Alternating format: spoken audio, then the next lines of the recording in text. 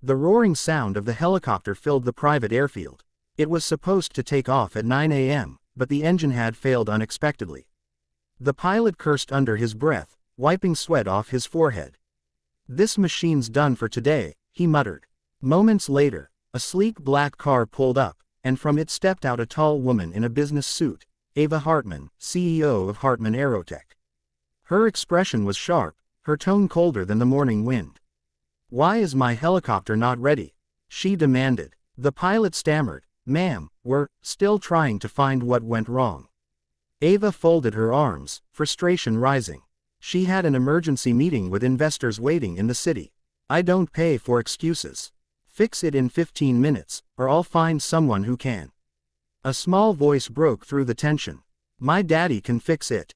Everyone turned. A little girl, no more than 6, stood holding a small teddy bear. Her hair was tied in 2 messy pigtails. Next to her stood a man in a janitor's uniform, holding a mop bucket. He froze as all eyes turned to him. The janitor, Ethan Cole, looked down, embarrassed. "Lila, sweetheart, don't, no, Daddy. You always fix everything," the girl said proudly. A few mechanics chuckled under their breath. Ava raised an eyebrow. "You're the janitor, right? You fix floors, not aircraft." Her words cut like ice. Ethan gave a polite nod. "Yes, ma'am, I just clean around here." But then his eyes drifted to the helicopter. He could hear the faint clicking of a misaligned gear even from a distance. "But if I may," he said cautiously, "it sounds like a misfire in the turbine relay. Maybe the compressor valve's off." The chief mechanic frowned. "You think you know better than us?" Ethan smiled faintly. "Not better, sir, just sounds familiar." Ava crossed her arms. "Fine, you have 10 minutes, janitor. If you mess it up, you're fired." Ethan hesitated, then gently set down his mop. "Come on, Lila," he whispered. "Let's see what we can do." The little girl beamed and followed him to the helicopter, clutching her teddy bear like a charm of faith. Ethan climbed into the maintenance panel, his movements precise. Every bolt he turned, every wire he inspected, showed skill far beyond a janitor's.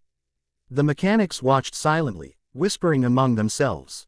Lila stood near Ava, swinging her teddy bear, proudly saying, "My daddy used to fix big planes."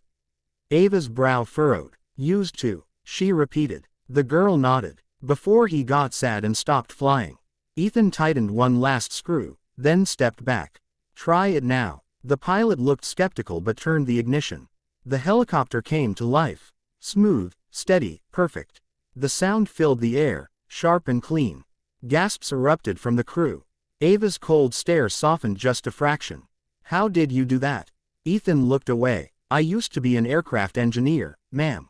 Worked for Delta Systems. But after losing my wife, I couldn't stay in that world. I took the janitor job to keep things simple. To be with my daughter." Lila hugged his leg. "But he's still the best fixer in the world," she said proudly.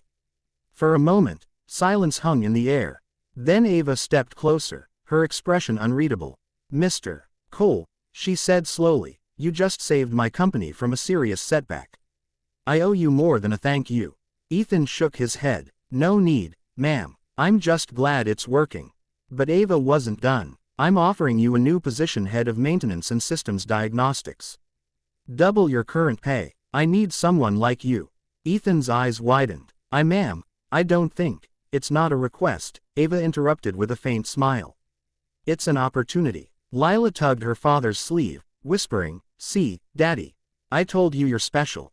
Tears filled his eyes as he knelt to hug her. The helicopter gleamed behind them, a symbol of second chances. Ava turned to leave but paused. "Cole," she said quietly, "you remind me why I started this company, to find brilliance in unexpected places." Ethan smiled softly. "And I just wanted to fix what's broken."